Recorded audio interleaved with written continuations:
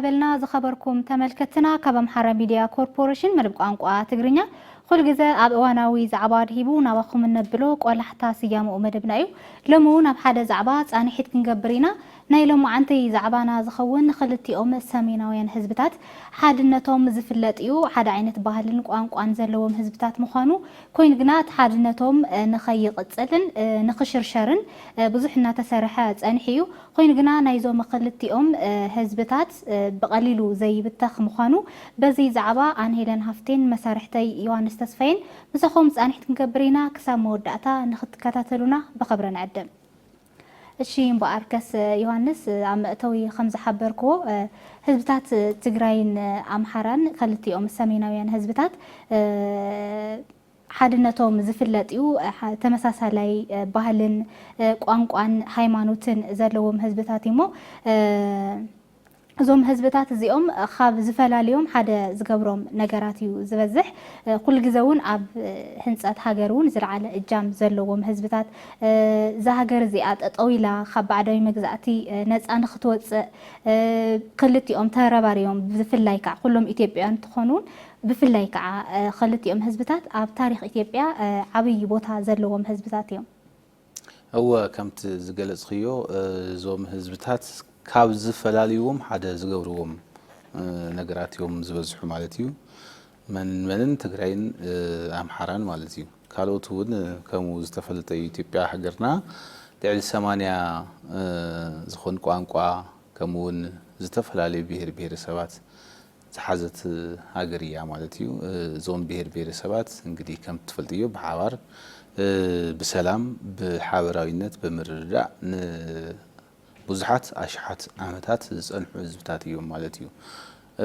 ብፍላይ ከዓ ህዝብ ትግራይን ኣምሓራን ክንሪኦም ከለና ብደም ዝተኣሳሰሩ በሃይማኖት ሓደ ዝኾኑ ብመልክዕ ዋላ ብተኽለቁ መና ሁለመናኦም ካብ ዝፈላለዮም ሓደ ዝገብሮም እዩ ዝበዝሕ ብመልክዓ ምድሪ ኣቀማምጣኦም ባዕሉ ናይቲ ማለት ኣነ ክነብረሉ ዝደልዮ ቦታ ዝመርጽ ኣነ ባዕለየ ስለዚህ ናተይ ዝኾነ ናይ ውሽጠይ ስምዒት ወይ ድሌት ኣሎ ማለት እዩ ፊሊንግ ዝባል ስለዚህ ዞም ህዝብታት ናይ መልክዓ ምድሪ ኣቀማምጣ ክባል ከሎ ሰባት መሪጾም ዝነብሩሉ ቦታ ሴንስ ዝግበር እዩ ሓደ ዓይነት ዝኾነ እዚ ታይ ዝባል እዚ ላዕለዋይ ክፋል ሃገርና ዝባል ማለት እዩ ስለዚህ እዞም ህዝብታት ሓደ ዝገብሮም ብጣዕሚ እዩ ዝበዝሕ ካብ ዝፈላለዮም ሓደ ዝገብሮም ነገር እዩ ዝበዝሕ ማለት እዩ ስለዚህ እዞም ህዝብታት ንብዙሓት አሽሓት ዓመታት ብሓባር ኮይኖም ሃገር መንግስቲ ኣብ ምህናጽ ኣብ ምክልኻል ሃገር ኣብ ሃይማኖት ኣብ ዝተፈላለዩ ዛዕባታት ወይ ኣብ ዝተፈላለዩ ዘፈራት በሓደ ኮይኖም ሃገር ዘቆሙ ንኣፍሪካ እቲ ሕዚ ኣፈ ዓንቶ ዝጸርሕኽዮ ናጽነት ጸለምቲ ህዝብታት ተኸቢሩ ዝነበረ ብኩሎም ህዝብታት ኢትዮጵያ እዩ ብፍላይ ከዓ ዞም ኣምሓራን ትግራይን ዝበሃሉ ብሓባር ኮይኖም ብምቅላስ ብምልዓል ብብዙሕ ነገራት እቲ ናይ አንበሳ ብጽሒት ዝተዋጽኡ ህዝብታት እዮም ማለት እዩ ብጣዕሚ ጽቡቕ ከምቲ ዝገለጽካዮ እዞም ክልቲኦም ህዝብታት ናይ ቋንቋ ፍልሊ ብቻ እዩ ዘለዎም እምበር ብሃይማኖት በከዳድና ብባህሊ ስነ ስርዓት መርዓ ተወሲድና ተመሳሳላይ እዩ ብማሕበራዊ ብኢኮኖሚ ክኸውን ይኽእል ኣብ ሕርሻ ዝተመስረተ ከምኡ ከዓኒ ብብዙሕ ዝራኸብሉ መንገዲ እውን ኣሎ ኣብ ዕዳጋ ይራኸቡ ብመውስዎ ይራኸቡ ክልቲኦም ሰሜናውያን ህዝብታት ብመውስዎ እውን ዝተጋመዱ ህዝብታት እዮም ብሃይማኖቱን ሓደ ዓይነት እዮም እና እዞም ህዝብታት ምንም ክነጻጸሉ ኣይኽእሉን ከም ናይ ሓደ ሳንቲም እዮምና ኮይኑ ግና እዞም ህዝብታት እዚኦም ርክቦም ንኽሕርሕር ብጣዕሚ ብዙሕ ነገርና ተሰርሐ ምምጽኡ ዝፍለጥ እዩ ኩሉ ዝፈልጦ ሓቂ እውን ምክንያቱ እዞም ህዝብታት እዚኦም ኣብ ሕሉፍ ታሪኽ ሃገርና ተርእና ዓብይ ዕጃም ዘለዎም ህዝብታት እዮም ብዙሕ ኣሻራ ዘለዎም ከም ላሊበላ ኣኽሱም ፋሲለደስ ብዙሕ ነገር ክንርኢ ከለና ኣሸርኦም ኣቐሚጦም እዮም ኣብዚ ሃገር እዚኦም ክልቲኦም ሓድነቶም ክጠናኸርን ከሎ ብዙሕ ዓቕሚ ከም ዘለዎምን ይፍለጥ እሞ ኮይኑ ግና ናይዚኦም ሓድነት ናይ ክልቲኦም ህዝብታት መውስቦ ፍቕሮም ዘይደሊ ኣካል ኣሎ ምንፅፃል ፀላኢኻዩ እዚ ንዓኻ ክቐትል እዩ ዝመፅእ ንዓኻ ፈቲካ ኣይኮነን ናትካ መውስቦ ኣይደልን እናበለ ናይ ሓሶት ትርኽቲ እናሰርሐ ዝመፅእ ስርዓት እዩ ከም ንፈልጦ ሕወሓትና ኮይኑ ግና ኣብዚ ሕዚ እዋን እቲ ንዘመናት ዝነዝሖ ዝነበረ መርዚ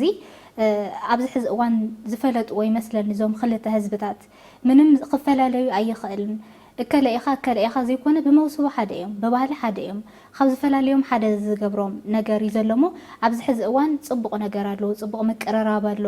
ምልስ ኢልካ ናይ ምርኣይ ልክዕ ዝኾነ ነገር ኮንካ እንታይ እየ ኮይነ ነይረ ኢልካ ከምዚ ደንዘዝካ ዝስምዐካ ስምዒት እሞ ንብዙሕ ዘመናት ዝተሰርሐ ስራሕ ሕዚ ኣብ ፅቡቕ ኩነታት እዩ ዘሎ ኣብ ምምላስ እቲ ዝነበረ ፅቡቕ ባህልና ናይ ምትሕግጋዝ ናይ ምክብባር እከለኢኻ ናይ ከለተ ዘይኮይኑ ኣይምርዐውን ናይ ከለ ዝበሃል ነገር ኣብዚ ሕዚ እናተረፈ እዩ ዘሎ ብመውሰቦ እውን ኣብ ፅቡቕ ኩነታት እዩ ዘሎ ማለት ንኽእል ኢና ከምቲ ዝገለጽኽዮ እዞም ክልተ ህዝብታት ካብ ዝፈላልይዎም ሓደ ዝገብርዎም ብጣዕሚ ብዙሓት እዮም ብፐርሰንት ውር ዝቕመጥ ኣይኮነን ካብ መፈለምታ ክንጅምር ከለና ካብ መፈለምታ ክንለዓል ከለና ኣብ ታሪክ ወይ ኣብ መዛግብቲ ታሪክ ከም ዝረኣናዮ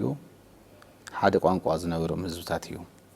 ሓደ ቋንቋ ማለት እንግዲህ ከምቲ ዝፍለጥ ኢትዮጵያ ትፍለጠሉ ሓደ ናይ ባዕላ ዝኾነ ፊደል ዘለዎ ናይ ባዕሉ ዝኾነ ቃላት ዘለዎ ንብዙሓት ኣሽሓት ዓመታት ዝተቐመጠ ካብ ማንም ምስ ናይ ማንም ዘይመሳሰል ናይ ባዕላ ዝኾነ ኢትዮጵያ ኣለኒ ተብሎ ሓደ ግእዝ ዝበሃል ቋንቋ ኣሎ እዚ ግእዝ ዝበሃል ቋንቋ ክልተ ደቅ ኣለዎ እቶም ክልተ ደቁ ከዓ ኣምሓርኛን ትግርኛን እዮም እዞም ክልተ ደቂ ግእዝ ወይ እዞም ክልተ ኣምሓርኛን ትግርኛን ዝበሃል ቋንቋታት ካብ ግእዝ ዝተወለዱ ደቂ ግእዝ እዮም ማለት እዩ ስለዚ እዞም ህዝብታት እዚኦም ክልተ ዓይነት ህዝብታት እዮም እንተይንኽኒ ዋላ ንሕና ተባይስና ክንብል ንኽእል ኢና ካልእ ሰብ ግን ዝሰምዕ ወይ ፅንዓት ዝገብር ሰብ ክልቲኦም ህዝብታት ይፈላለዩ እዮም እንድሕሪ ኢልኪ ክሰምዐካ ኣይክእልን እንታይ ሓደ ዓይነት ስለ ዝኾኑ ማለት እዩ ስለዚ እዞም ሓደ ዝነበሩ ህዝብታት ያው እናሓደረ ናብ ዓለም ድዩ ሰብ ናበዝሐ ዝመፅእ ዘሎ ኣነ ንስኽን ካብ ሓደ ቤተሰብ ክንውለድ ንኽእል ኢና ካብ ሓደ ኣቦ ካብ ሓደ ኣዶ ግን ምስ ወፃና ያው ኣነ እውን ናይ ባዕሊ ይወልድ ንስኽውን ናይ ባዕሊ ክትወልዲ ማለት እዩ ስለዚ ከምዚ ዓይነት ናይ ቤተሰባዊ ምብዛሕ እዩ ዘለዎ እዚ ናይ ቤተሰብ ምብዛሕ ኣብ ውሽጢ ሓደ ቤተሰብ ፀገም የለን ማለት ደሞ ኣይኮነን ፀገም ክፍጠር ይኽእል እዩ ኣብ ውሽጢ ሓደ ቤተሰብ ኣነ ምስ ሓወይ ክበኣስ ይኽእል እየ ኣይኮነን ምስ ሓወይ ምስ ኣደይ ምስ ኣቦይ ክበኣስ ይኽእል እየ ስለዚ እዚ ነባራዊ ኩነታት እዩ ሰብ ብምንታይ ይበኣስ ተይልኽኒ ብዝተፈላለዩ ነገራት ክበኣስ ይኽእል እዩ ሓደ ብጥቕሚ ብድልየት ብዝተፈላለዩ ነገራት ክንበኣስ ንኽእል ኢና ትበኣስና ግን ናተይ ድልየት ወይ ናተይ ጥቕሚ ይከበረለይ ናተይ ድልየት ይከበረለይ ካብ ዝብል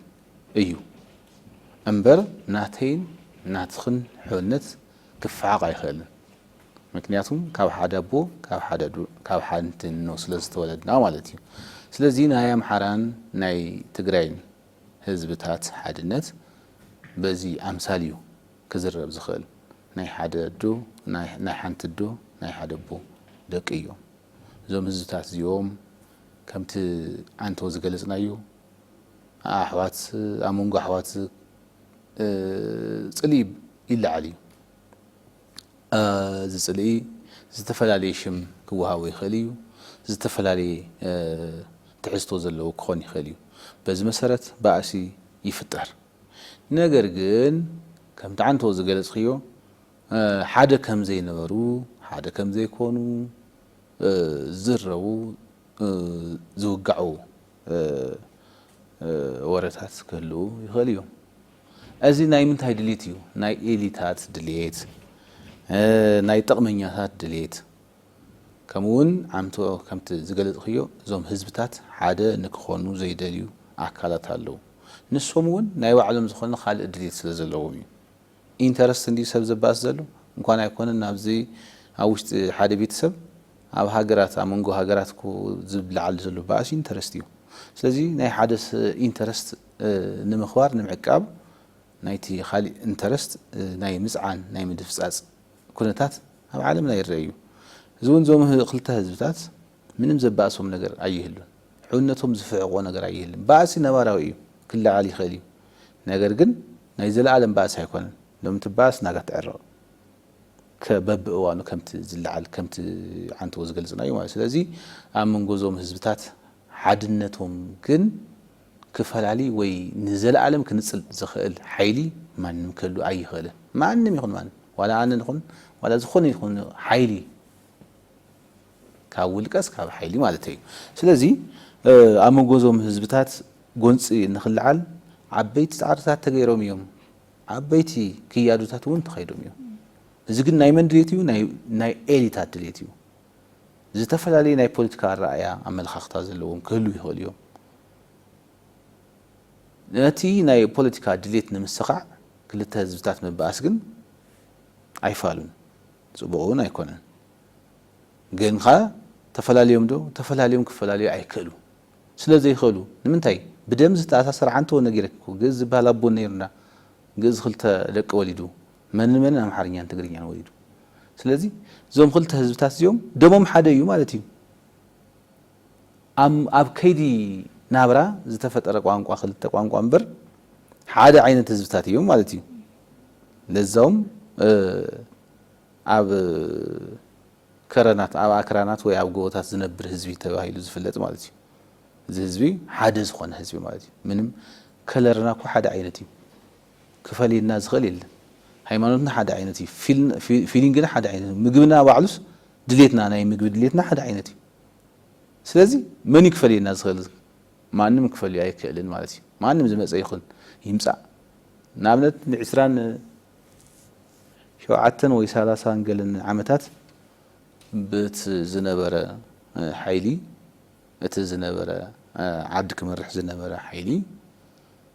ዞም ህዝብታት ክፈላሊ ዘይጻዓሮ ነገር የለን ግን እዚ ኃይል እዚ ንመን ይደልዩ ነቶም ህዝብታት ዲ ክጠቅም ደልዩ ኣይኮነን ባዕሉ ኤሊት እንዲዩ ባዕሉ ኃይሊ እዩ ባዕሉ ኤሊት እዩ ህወሓት ንህዝቢ ትግራይ ሓሲቡ ኣይኮነን ኣይነበረን እውን ካብ መልዓሊኡ ጀሚሩ ንዞም ክልተ ህዝብታት ሓልዩ ክጠቅም ወይ ክዕግዝ እንተይኮነ ናይ ባዕሉ ጉጅላዊ ድሌት ከምውን ፈረስ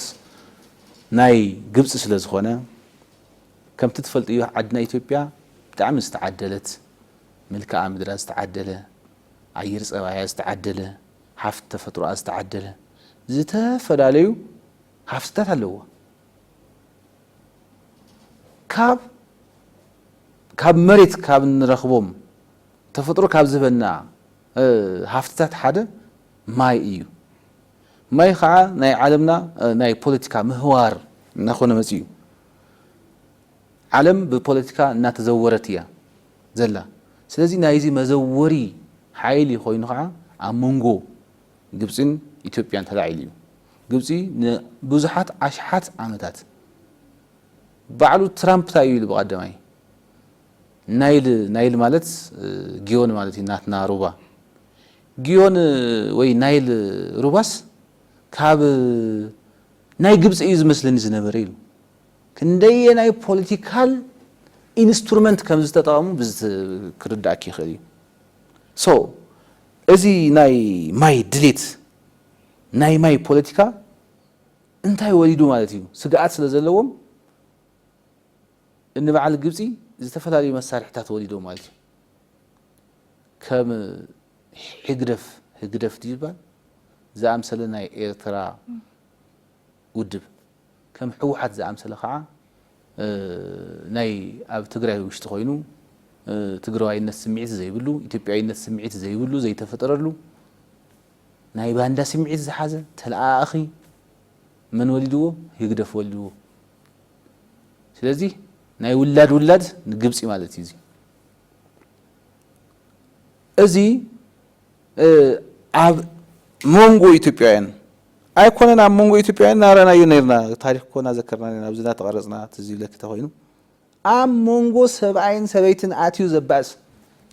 ጸላኤ ሰናየት ሸይጣን ባዕሉ ዘይገብሮ ስራሕ ኣብ ሞንጎ ሰብኣይን ሰበይትን ኣትዩ ክልተ ሰብኣይን ሰበይትን ዝንጽል ኣቦን ኣነ ታሪክ ይዝክሪ ሓደ ቀሺ እዮም ቀሺ ሰበይቶም ኣብ ኮረም ማለት እዩ ኣብ ሞንጎኦም ኣትዩ ነጻጺልዎም ሓሙሽተ ሓደ ብዝባሃል ኔትወርክ በቃ ናይ ሓሰት ትርክቲ ናነዝዐ ዛምሓራይ ስኽ ትግራዋይቲ ገለ ምናምን በለ ዘይኾነ ስለዚ እዚ ን30 ዓመታት ዝጸንሐ ዝተረገመ ውድብ እዩ ዞም ክልተ ህዝብታት ንህዝቢ ትግራይ ኣይጠቅምን ንህዝቢ ኣምሓራ ኣይጠቅምን ፈላልዩ ዘይነጻጸሉ ኣት እንድዕሪኺ ቆቦ ለማጣ ምናምን ድኺድኺ ወላ ማይጋባ ከምቲ ትፈልጥዮ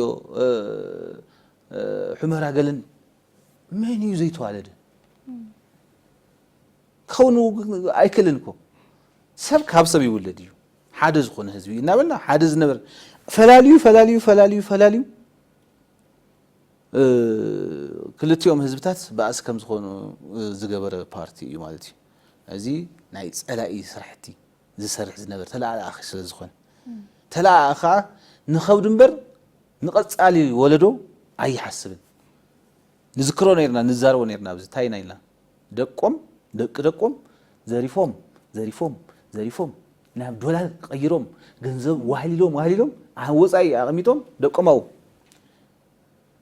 እቲ ንቃለሰልካ ኣለና ዝብልዎ ደቂ ህዝቢ ትግራይ ከዓ እግሩ ተቆሪጹ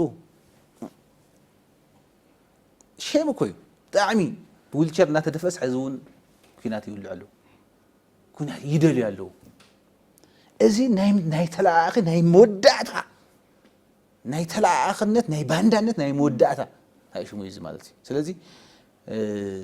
ዞም ህዝብታት ህዝቢ ኣምሓራን ትግራይን ሓደ ዝኾኑ ህዝብታት ጥራሕ ከይኮነ ሓደ ደም ዘለዎም ካብ ሓደ ግዕዝ ዝተወለዱ እዮም ካብ ሓደ ዓይነት ሃይማኖት ዘለዎም ሰባት እዮም ሓደ ዓይነት ኣከዳድና ባህሊ ካብ ምግቢ ጀሚርካ ማለት እዩ ካብ ኣተዓራርሳ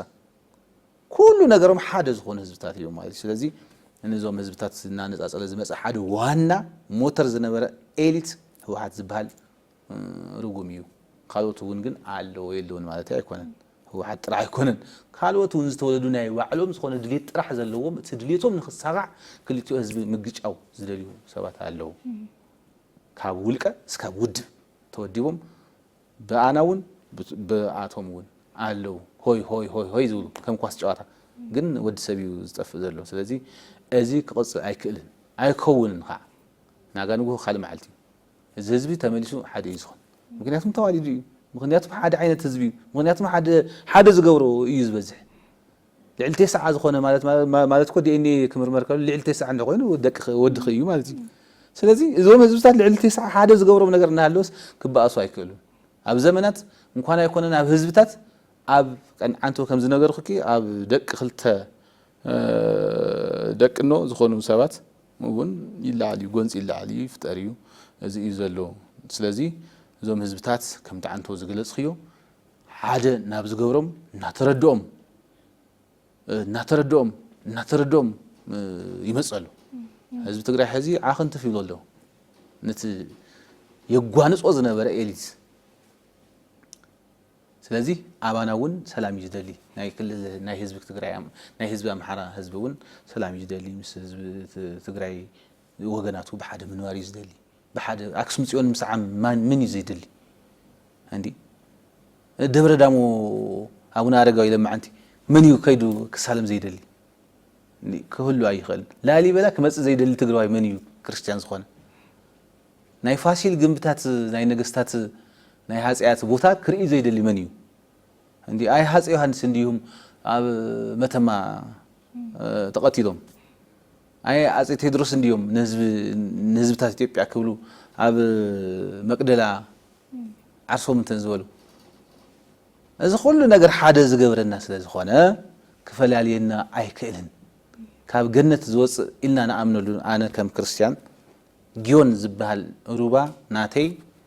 ንገነት ዘስቲ ካብ ገነት ዝወፅእ ኢለ እየ ዝቕበሎ ስለዚ እዚ ናይ ባዕልና ሓድነትና ዘጠናኽረና ሓደ ዝገብረና ሓደ ባዕሉ እንትን ስለ ዝኾነ እዚ ህዝቢ ክፈላለይ ኣይክእልን ኣብ ጣና መፅኡ ክዝናኒ ዘይደሊ ትግራዋይ ኣይህሉን ናብ መቐለ ኸይዱ ክዝናኒ ዘይደሊ ኣምሓራ ኣይህሉን ሓድነትና ህዝቡን እናተመለሰ እዩ ዘሎ ህዝብና ነቕሐ እዩ ቶም ኢሊታት እናተወገዱ እዮም ዘለው ናብ ሓድነቱ እናመፀ እዩ ዘሎ እዚ ህዝቢ ማለት እዩ ብጣዕሚ ፅቡቕ ዮሃንስ ኣስፋሕ ኣቢልካን ፅቡቕ ጌርካን ኢኻ ገሊፅካዮሞ ኣብ ታሪክ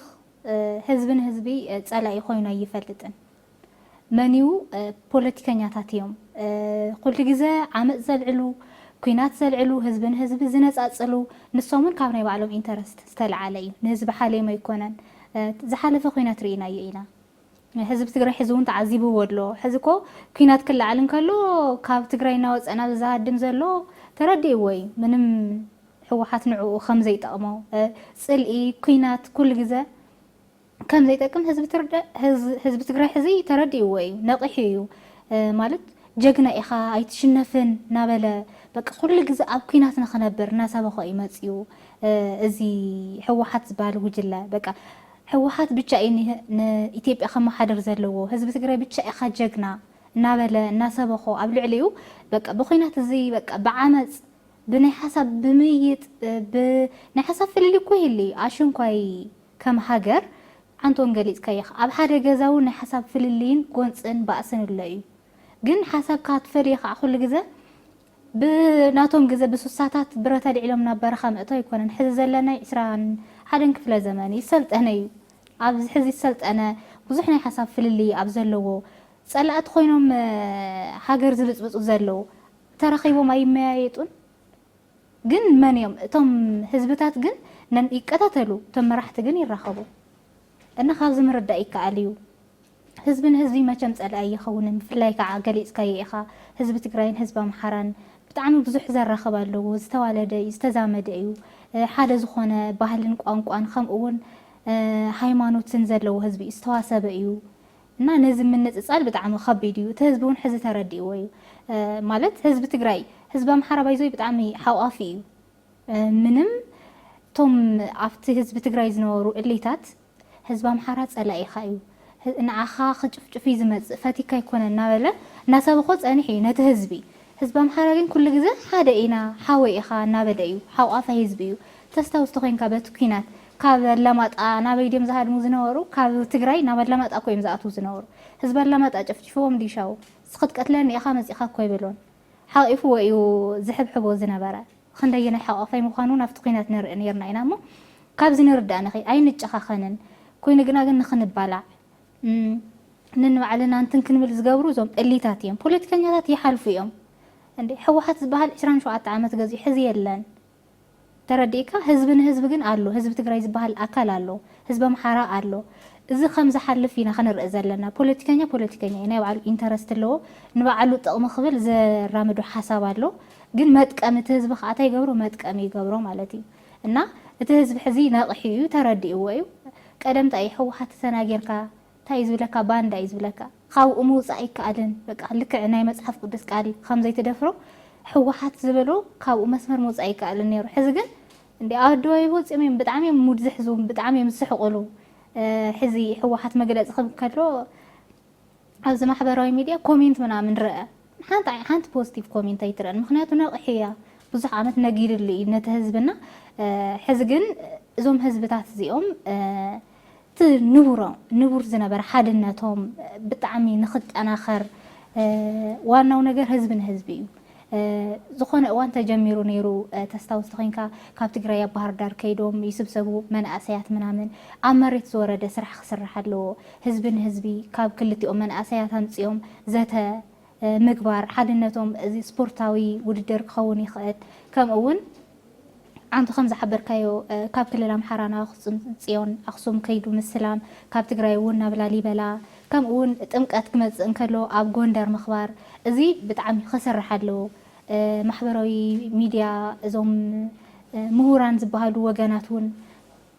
ካብ ዝፈላለዩ ሓደ ዝገብር ነገራት ክሰብኩ ኣለዎም ህዝብን ህዝቢ ከቀራርቡ ኣለዎም ሚድያታት እውን ብጣዕሚ ፓወር ኣለዎን ብክልቲኦም ወገን ዘለዎ ሚድያታት ኣብ ሓድነት ዘተኮረ ኣወንታዊ ሓሳባት ክሰብክ ኣለዎን እዚ ተገይሩ ዘይምለሰሉን ከምኡ እውን እቲ ንቡር ዘይጠናኸረሉ ምንም ነገር ክህሉ ኢለ ኣይኣምንን እየ ኣነ ማቲ ትክክል ኢኺ ሄለን እንታይ መስለኪ ከምቲ አንተ ዝገለጽናዮ ህወሓት ኢልና እምበር ብዙሓት ጸላእቲ ዓዲ መሊኦም እዮም ጸላእቲ ዓዲ ክንብል ከለና ዓድና ኢትዮጵያ ማለት እዩ ኢትዮጵያ ዓድና እያ ኢትዮጵያውያን ንሕና ኢትዮጵያውያን ኢና ከለርና ኢትዮጵያዊ ንሕና አፍሪካውያን ኢና እንዲ ዓቢ ታሪክ ዘለና ህዝብታት ኢና ሓደ ተነጺሉ ሓደ ዓዲ ክኾን ኣይኽእልን ኦሮሞ ዘይብላ ኢትዮጵያ ክትኸውን ኣይትኽእልን ጋምቤላ ዘይብላ ኢትዮጵያ ክትኸውን ኣይትኽእልን ትግራዋይ ዘይብላ ኢትዮጵያ ክትኸውን ኣይትኽእልን ኣምሓራይ ዘይብላ ኢትዮጵያ ክትኸውን ኣይትኽእልን ኢትዮጵያ ዓድና ናይ ኩላትና ውጽኢት እያ ናይ ኩላትና ትማል እውን ከምቲ ንኾርዐሉ ዘለና ዓድዋ ዝበሃል ናይ ኩላትና ውጽኢት እዩ ንሕና እውን ዓብይ ኢድ ኣለና ተጋሩን ኣምሓሩን ማለት እዩ ስለዚህ ዓብይ እጃም ኣለና እቲ ዓብይ እጃምና ታሪኽና ኣብ ታሪኽ መዛግብቲ ኣብ መዛግብቲ ታሪኽ ዓለም ዝተመዝገበ እዩ ስለዚህ ንሕና እዘን ብኢትዮጵያውያን ዝቐንዓ ሃገራት ክፉእ ሓሳብ ዘለወን ሃገራት እቲ ማይኮ ብሓባር ክንጥቀመሉ ንኽእል ኢና እቲ ኢኮኖሚ እውን ብሓባር ክንጥቀመሉ ንኽእል ኢና እዚ ዘሎ መንግስቲ ዊን ፖሊሲ ዝኽተል ጥቐመኒ ክጠቕመካ ብሓደ ምጥቃም ንኽእል ኢና ብሓደ ክንዓቢ ንኽእል ኢና ዝብል ኣተሓሳስባ እዩ ዘለዎ እዚ ዓይነት ኣተሓሳስባ ዘይብሎም ታይለ የገልጾም በአማርኛ ስግብግባት ዝበሃሉ የቆጡን አወርድ ብላ የብብቷን ጣልሽ ይባል እቲ ሃብ ዘጓጓኦም ኣጓጓኦም ዘለው ኣኺቢሮም ዘይሓዙ ካልእ ክሕዙ ትማል ዝኾንዎ ርኢ ኸለኺ ህዝቡን እዞም ሰባት እዚኦም ተለኣኣኽቲ ሰብ ዶ ብዝዕድሚኡ ይለኣኽ ብዝቆርበሉ ሰዓት ናብ እግዚአብሔር ይቅር በለኒ ኢሉ ዝወድቀሉ ሰዓት ተለኣኺ ህዝቡን ክንደይ ዓመት ክንበር እዩ ግን እዚ ህዝቢ መስዋዕትና ገበርካ ምንባር ህዝብ ኣምሓራ ኣይሕዝነኪ ህዝብ ትግራይ ኣይሕዝነኪ ይሕዝን እዩ እቲ ካልእ ህዝቢ እውን ኩሉ ይሓዝን እዩ እቲ ዘሎ ናይ ኢትዮጵያ ህዝቢ ብጣዕሚ ዝሓዝንኩ ንምንታይ ወገኑ እዩ ህዝቡ እዩ መናእሰይ ዓይኖም ዓዊሩ መናእሰይ ኢዶም ተቆሪጹ ምራይ ብጣዕሚ ይድብር እዩ ከምቲ አንተ ዝገልጽዮ ህዝብ ኣምሓራ ክዋጋእ ዝመፀ ካብ ለማጣ ጥራሕ ከዮንስ ካብ ሃይቅ ስኸውን ዝሰርሕዮ ርእዮ የለኹ ሓደ መንእሰይ ተወቂዑ ክንደየናይ ሓቢሒቦም ከም ዘድሕንዎ ንኦም ኮዩ ክወግእ መፅዩ ግን ከ እዚ ፍቕሪ ኣብ ውሽጥና ዘይወፀ ሓድነት ስለ ዘሎ እዩ ናይ ደም ውህደትና እዩ እዚ ምንም ገብረና ማንም ክነጻጽለና ይኽእል እዞም ባንዳታት ተላእኽቲ ናይ ንኸብዶም ጥራሕ ዝሓስቡ ግን ክሓስቡ ከስተብህሉ ይግባእ እንዲ ተማሊ ሕዚ ኢትዮጵያ ዓድና ዛዝ መሰለተ ዓዲ ልዕሊ 120 ሚልዮን ህዝቢ ዘለዎ ዓዲ ብዘይ በር ባሕሪ ብዘይ ወደባት ተኸቢባ ንኽትነብር ዝገበሩ እዚ ናቶም ወርእስ ሓሊዎም ዝካሕስብዋ ግደፍ እዩ እዚ ናይ ግብፂ ስራሕ እዩ ካልኦት ናይ ምዕራባውያን ደገፍታን እዚ ግን ናብ ልዕሊኦም ኣምፂኦም ፅዒኖም ኢትዮጵያ ዓሰብ ንኽትስእን ቀይሕ ባሕሪ ንኽትስእን ኤርትራውያን ኢትዮጵያውያን እዮም ወገናትና እዮም ካልእ ስምዒት ንኽስምዖም ገይሮም ከምቲ አንተ ዝገልጽዮ ህዝቢ ትግራይ ጀግና ኣታ ከመይ ገይርካ ካብ ሓደ ክልተ ሰብ ይበልጽ ጅግንነት ዝበሃል ነገር የለን ግዜ እዩ ካብ ክልተ ኣርባዕተ ሰብ ይበልጽ እንዴ ትማሊ ንህዝቢ ኤርትራ ሓሲቦም ኣይኮነን ዝገንጠልዎ ንስልጣን ክብሎም ገንጢሎም ካብ ኢትዮጵያ ብዘይ ፈቃድ ኢትዮጵያውያን ዘይተጠየቁ በፓርላማ ከይተሓተቱ ከተቱ ይግባልኩ ኢትዮጵያውያን በቃ ድምጾም ክህቡ ይግባእ ንባዕሎም ነቶም ሕዚ ኤርትራውያን ተባሂሎም ዝጽውዑ ኢትዮጵያውያን ወገናትና እውን ታይሎም እዮም ተሓተቱ ናጽነት ድሕሸካ ባርነት ንስኺ ናጽነት ድሕሸኪ ባርነት እንተተባይኸ ታይትብሊ ንገርንስ እንዴ ናጽነት ይኽትብሊ ስለዚህ ህዝቢ ናጽነት ድሕሸካ ባርነት ናጽነት ሞ ተገንጢልኻ ንኣስታት 30 ዓመታት ግን እንታይ ገይሮም ከም ዘነበርዎም እዞም ህዝቢ ዝመፁ ዘለዎም ወገናትና ኣሕዋትና ኤርትራውያን ኣብ ኢትዮጵያ ዶክተር አብይ አሕመድ ገሊጾም እዮም በብማዕልቱ ተነኣስ ሓደ ሰብ ካብ ኤርትራ ይመጽእ ናብ ኢትዮጵያ እዚ ዝገበሩ ናይ ግብጽ ተላእኽቲ ህወሓትን ይግደፍን እዮም እዚ ዝገበሩ ከዓ ንኸብዶምን ንስልጣኖምን ክብሉ እምበር ነቲ ህዝቢ ሓሲቦም ኣይኮን እንታይ ከም ዝመስሉ ስልጡናት ዝነበሩ ህዝብታት ሕዚ እንታይ ገይርዎም ከም ዘሎ ተዓዲ እንታይ ገይርዋ ከም ዘሎ ሪኽያ ዝተሰጥሐት ቆዳ ገይርዋ ኣስመራ ትበሃል ፅሪቲ ዝነበረ ተዓዲ እዚ ንምንታይ ንግለ ሰባት ንውልቀ ሰባት ድሌት ክበሃል ካብኸ ዓሰብ ብዘይ ኣግባብ በሪ ባሕርና ብምሉኡ ወሲዶም ኮፍ ኣቢሎም ናይ ግመል መስተይ ገይሮም ወለው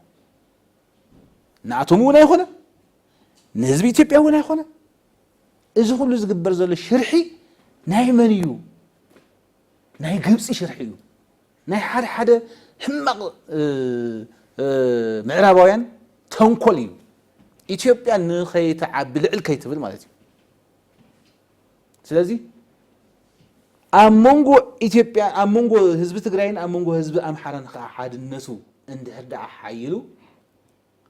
ከምቲ ትፈልጥዮ እዚ ህዝቢ ፃዕራም ህዝቢ ለይትን ቀጥርን ዝሰርሕ ህዝቢ እዩ ስለዚ ፃዕራም ህዝቢ ሰሪሑ ንኸይልወጥ እንድሕር ተለዊጡ ከዓ ሃገር ክልውጥ እዩ ከም ትሪእዎ ዘለኺ እዚ ንኣብነት ሰሞኑን ናይ ኢትዮጵያ መንግስቲ ኣብ ናይ ብሪክስ ኣኼባ ንምስታፍ ህንዲ ኸይዱ ነይሩ ኢትዮጵያ ትቃለስ ንባዕላ ጥራሕ ኣይኮነን ንጭቁን ህዝብታት ዓለም እውን እዩ ንጭቁን ህዝብታት ጸለምቲ ህዝብታት እውን እዩ ንጸለምቲ ጥራሕ ከይኾነ ኣብ ካሪቢያን ኣብ ካልኦት ዘለው ጭቁናት ህዝብታት እውን ናጽነቶም ማዕርነቶም ንኽኽበር እያ ትጻዕር ኢትዮጵያ እዚ ንከይኸውን ከዓ ሓደ ምዕራባውያን ከምኡ እውን ግብፅን ተላኣኽታን እዮም እዚ ዝሰርሑ ዘለው ማለት እዩ ስለዚ እዞም ህዝብታት ሓደ እንድሕር ኮይኖም ስልጣነ ክመጽእ ኣክሱም ናይ መን ድዩ ላሊበላ ናይ መን ድዩ ፋሲል ናይ መን ድዩ ናትና ኮይ ብኢድና ኮይ ተሰሪሑ ብኢድ ህዝብና ኮይ ተሰሪሑ ስለዚ ሓድነት እንድሕር መጽኡ ሃምዝታት ክስራሕ እዩ ስለዚ ሓድነት ንከይመጽእ እንታይ ምግባር ዕንቅፋት ምዃን ኣለዎ ማለት እዩ እዞም ሰባት ዕንቅፋት ብምዃን ሓደ ምግንጽጻል ክልተ ኢኮኖሚካሊ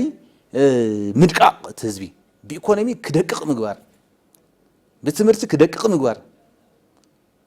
እዚታት ተገይሩ እዩ እዚ ኩሉ ዝኾን ዘሎ እዞም ኤሊታት ግን ኣይሳኽዐሎምን ኢትዮጵያውያን ናጋ ሓደ ኮይኖም ህዝቢ ትግራይን ኣምሓራን ናጋ ሓደ ኮይኖም ገና ካልእ ተኣምር ክሰርሑ እዮም ናይ ግዜ ጉዳይ ገሊጽ ክያዓንቶ ህወሓት ነይሩ ትማሊ ይቀትለና ይጭፍጭፈና ብመንነትና ዝተለዓለ ክንደይ ነገር ይገብረና ነይሩ ሓደ ማንነት ኢሉ ዝኸፋፈለና ባዕሉ እዩ ክልተ እንደገና ማንነትና ከነኽብር ክንመጽእ ከለና እንደገና ይጭፍጭፈና ይቀትለና የጥፈአና ነይሩ እሱ ግን አሎ የለን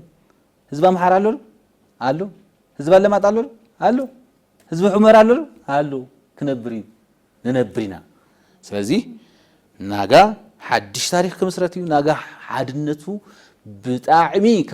ካብዚ ንጽበዮ ንላዕሊ ጉልበት እዩ ሓደ ኮይኑ ተኣምር ክሰርሕ እዩ ንኣፍሪካ ክልውጥ እዩ ገና ሕዚ ተምሳሊት ናኾንና ናመጻእና ኢና ብስራሕና ገና ተምሳሊት ንኾን ኢና ገና ትርኢ በቃ በደንብ ክልወጥ ኢትዮጵያን ማለት ዓይንና ብሌንና ክባል እዩ በዓለም እዚ ናይ ግብፅን ተላእኽታን ናይ ሸይጣን ስራሕ ኣብ ኢትዮጵያ ሓይል የብሉ ድምጥማጡ ክጠፍእ እዩ ማለት እዩ ብጣዕሚ ጽቡቕ ዮሃንስ ጽቡቕ ኣቢልካ ኢኻ ገሊጽካዮ ያው ምስቲ ዘለና ሰዓት ክንዛዝም እሞ ያው ኣብ መወዳእታ ንብሎ ርክብ እዞም ክልተ ህዝብታት ንኽጠናኸር ሕዚ እውን ካብ ሕሉፍ ተማሂሮም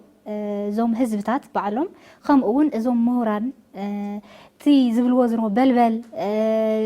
ኪድ ድፋእ እናበሉ ንሶም ግን ከም ዝፍለጥ ኣብ ደገ ኮይኖም ናብ ሓዊ ይጎርዎ ነይሮም ነቲ ህዝቢ ካብ ሕልፎም ተማሂሮም ነቲ ህዝቢ ሓድዮም ኣብ ሓድነትን ሓደ ኣብ ዝገብሮምን እቲ ዝነበሮም ሓድነት ተመሊሱ ከምኡ እውን ብጣዕሚ ተጠናኺሩ ጽቡቕ ንኽኸውን ሓደ ንኽኾኑ እዞም ህዝብታት ክሰርሑ ኣለዎም ንብል ዮሃንስ ንሎሚ ኣብዚ ክንዛዝም زي خبركم تملكتنا حزبتات تግራይና ኣምሓራን ንዘበናት ዝነበሮም ርክብ ዝበለፀ ንኽጥ ኣናኸር ከምኡውን ናይዞም ክልተ ህዝብታት ርክብ ንኽሕርፍፍን ንኽብታኽን ሰርሑ ዝነበሩ ኣካላት ከም ዘይተሳኻዐሎምን ካብኡ ብዝበለፀ ንኽጠናኸሩን ግደ ምሁራንን ህዝብን እንታይ ይመስል ብዝብል ኣነ ኢለን ሃፍቴን መሳርሕተ ዮሃንስ ተስፋይን ዝገበርናዮ ጻኒሒት እዚ ይመስል ነይሩ። ቀጻላይ ብኻልእ ዛዕባ ክሳብ ንራኸብ ሰናይ ግዜ